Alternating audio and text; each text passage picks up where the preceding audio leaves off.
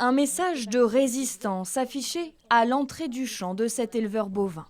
VAD, qui veut dire vache à défendre. Mais je me sens plus seul.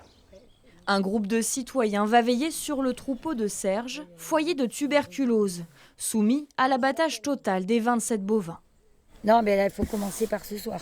La gendarmerie et les services sanitaires de l'État pourraient intervenir dans les prochains jours, après une première tentative échouée. Je leur ai dit, vous pensez bien que je n'allais pas vous aider non plus à les attraper. Au final, les bêtes n'ont pas voulu se laisser attraper. Serge s'est déjà séparé d'une vingtaine de bêtes en novembre dernier. L'indemnisation compensatrice proposée par l'État n'a pas suffi à le convaincre.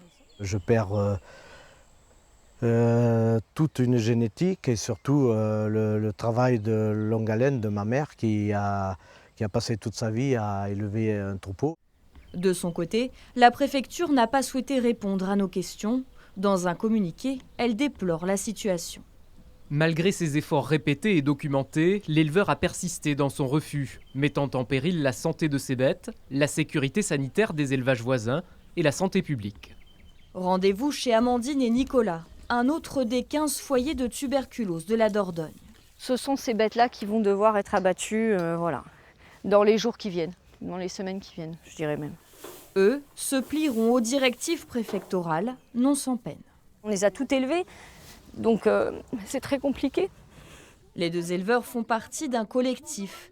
Ils veulent de nouveaux protocoles moins drastiques, comme l'abattage des vaches contaminées uniquement. On sait que la plupart des animaux, entre 90 et 95% des animaux abattus, finissent négatifs. Donc en fait, les animaux sont tués pour rien.